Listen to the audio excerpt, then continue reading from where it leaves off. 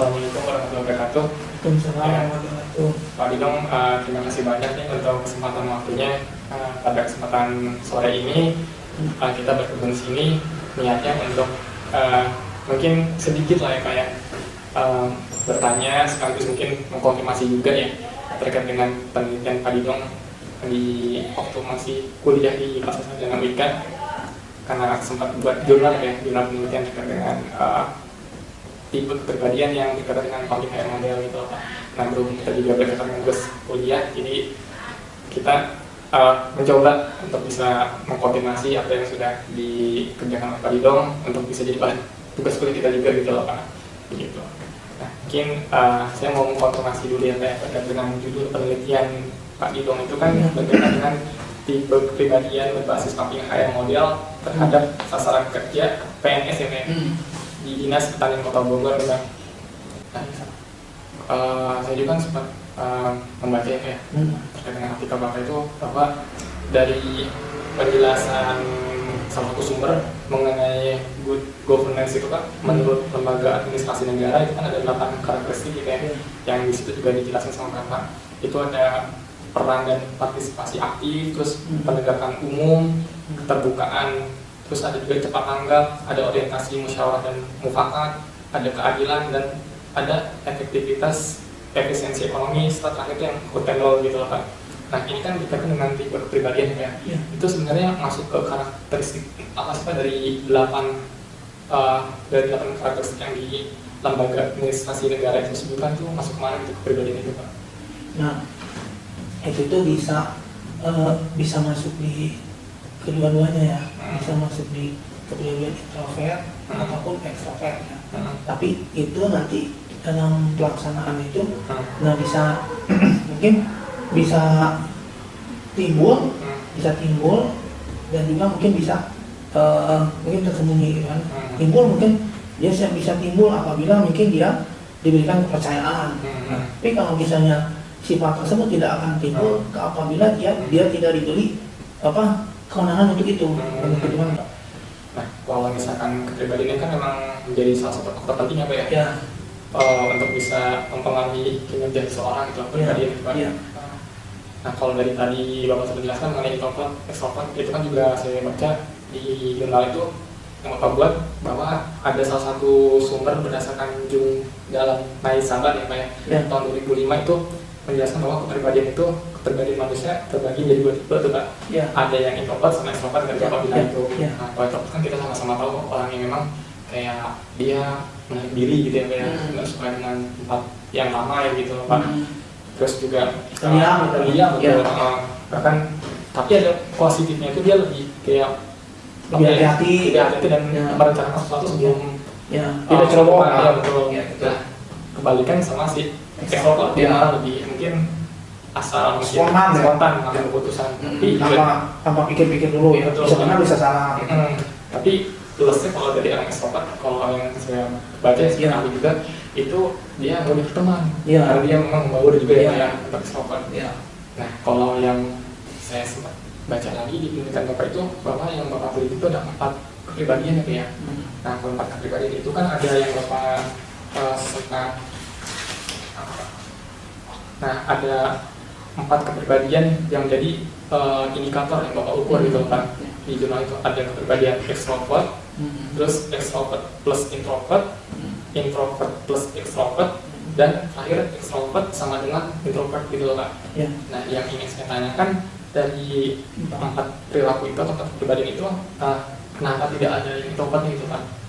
Karena yang saya baca itu ada extrovert aja gitu, selebihnya kombinasi campuran. Jadi introvertnya tidak ada apakah memang sengaja tidak jadi sebagai tolak ukur atau bagaimana ya Pak? Mungkin. Nah, sebelum itu tuh mungkin memang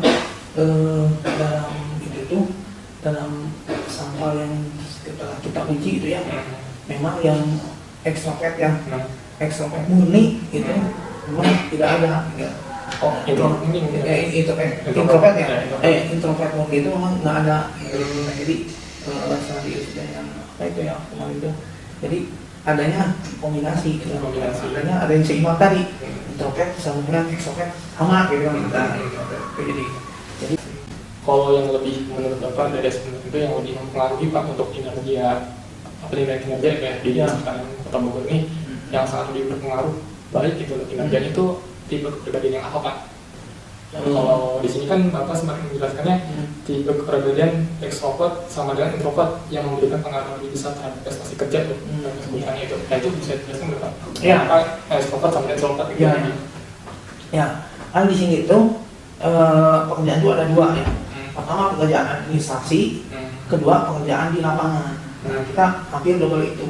Jadi kalau misalnya kita hanya pekerjaan di administrasi saja, tapi kita tidak bisa ke lapangan, berarti tidak bisa selesai itu pekerjaan tuh. Nah, tapi kalau misalnya dia ke lapangan, apa ngobrol kesana kemari gitu kan, sementara laporan ditunggu sampai selesai. Nah itu jadi perlu dua-duanya. Ya, jadi saya banyak introvert tuh yang ya. Mungkin teman-teman kita masuk ke dalam kembali lagi mengenai judul kita terkait dengan tipe kepribadian. Ada kaitannya nih terkait dengan tipe kepribadian dari teman-teman itu yang diketahui ada beberapa macam sih tipe kepribadian itu. Mungkin bisa di-sharing nih yang mungkin teman-teman ketahui. Ya, terima kasih Mas Indi. Untuk terkait tipe kepribadian itu ada 4, yaitu introvert, extrovert, Ya, introvert, extrovert ya. Jadi memang ada 4 ya, Ya, dari betul. introvert dan extrovert itu kombinasi. Iya, dikombinasikan. Nah mungkin itu juga teman-teman dari Mas Hafsir, Mbak Yuyun itu juga mungkin pernah mendengar itu ya, terkait dengan kombinasi introvert extrovert. Betul. Dan memang dari sumber yang saya dapatkan itu dari salah satu ASN di Dinas Pertanian Kota Bogor, itu juga berdasarkan jurnal penelitiannya itu membahas terkait dengan tipe kepribadian. Nah di situ memang beliau mengatakan dari segi organisasi khususnya yang dia teliti dalam Dinas Pertanian itu hanya ada 4 tipe kepribadian. Ada yang extrovert, terus extrovert plus introvert plus extrovert, sama extrovert sama dengan introvert. Introvert itu kenapa tidak ada menurut sumber yang saya dapatkan, itu introvert tidak ada yang pure atau murni 100% orang introvert. Karena biasanya ketika memang dia itu berada di suatu lingkungan, maka seorang introvert itu akan terpengaruh, baik itu secara terpaksa atau terdorong, atau memang terpengaruh dengan sendirinya gitu loh, dengan lingkungan yang memang ada kayak gitu. Nah mungkin kalau misalkan kita kaitkan dengan perencanaan kinerja karyawan nih, kalau karyawan kan punya kepribadian yang berbeda-beda ya, kita nggak mengukur rata semua ekstrovert semua. Nah dari teman-teman ada kasus yang mungkin diketahui sama teman-teman di kantornya, misalkan si A temannya nih, ini nih saya tahu nih dia tuh ekstrovert nih, ketahuan, terus perencanaan kerja yang memang dia suka buat dari sisi kepribadian ekstrovert itu kayak gini deh biasanya. Itu ada nggak sih gambaran dari teman-teman tuh? Soalnya saya pernah ada teman mahasiswa itu saya akui dia ekstrovert, kayaknya ekstrovertnya dominan banget gitu dibanding introvert, bahkan punya full ekstrovert karena dari gelagatnya gitu ya, kita tahu lah ekstrovert itu seperti apa. Nah ketika dia buat perencanaan tuh kurang teliti, kurang detail gitu loh dalam buat perencanaan, makanya dari segi kinerja pun akhirnya berdampak gitu loh. Nah coba dari teman-teman mungkin ada nggak kasus yang kejadian terkait dengan tipe kepribadian yang memang mempengaruhi perencanaan kinerjanya gitu loh. Dari teman-teman pengalamannya ada nggak? Untuk tipe kepribadian extrovert sama dengan introvert itu ada Mas. Ada saya di kantor itu ketika ada acara di kantor, dia lebih dominan daripada yang lain. Oh berarti extrovertnya lebih besar daripada Introvertnya. Oke.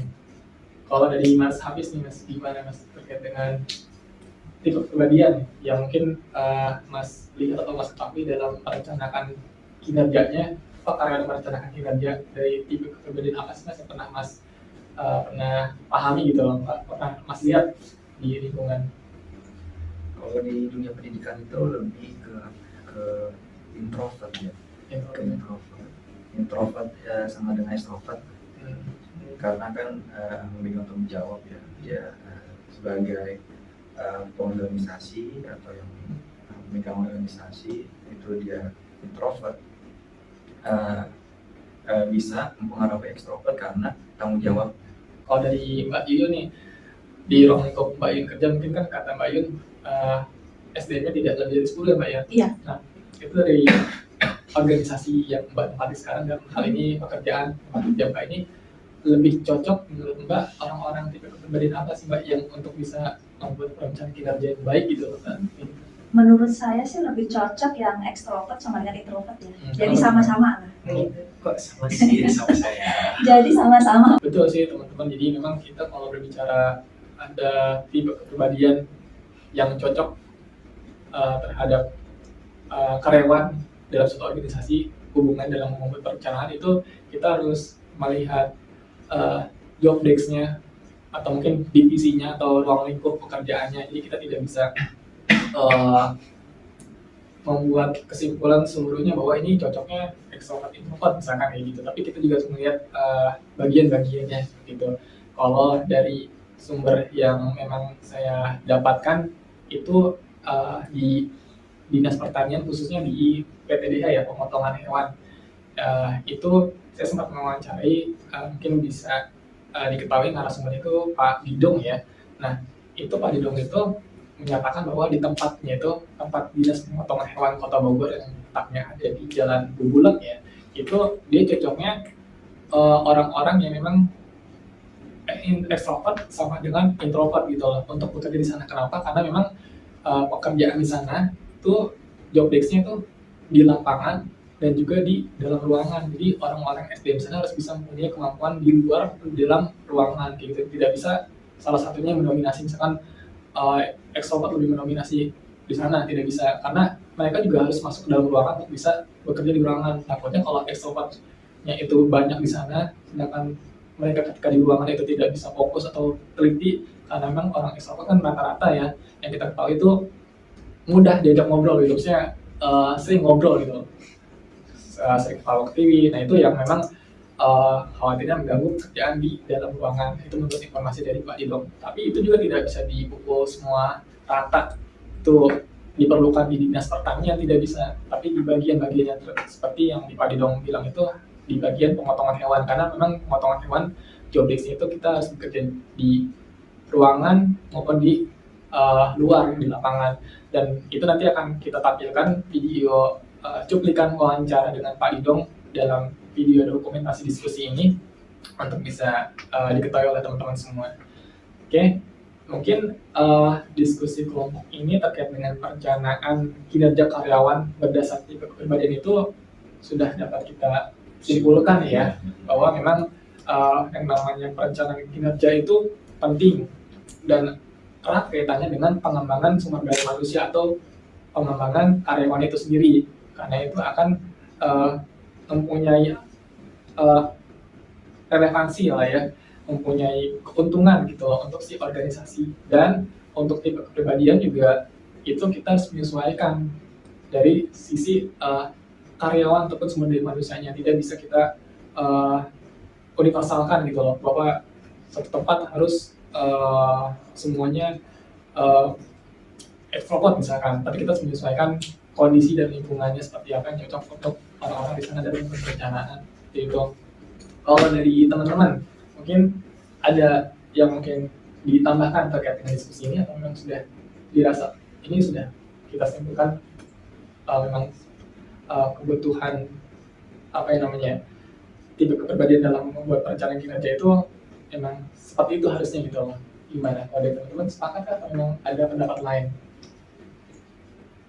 Cukup ya, sepakat ya. Jadi memang dari kita semua sih sepakat mengenai judul yang kita bahas tadi itu terkait dengan perencanaan kinerja karyawan berdasar tipe kepribadian. Jadi mungkin dari kelompok 2 kami mencukupkan diskusi kelompok ini. Semoga bisa bermanfaat dan bisa menjadi pengetahuan buat teman-teman semua yang menonton. Baik, sekian dari kami. Wassalamualaikum warahmatullahi wabarakatuh. Baik. Waalaikumsalam warahmatullahi wabarakatuh.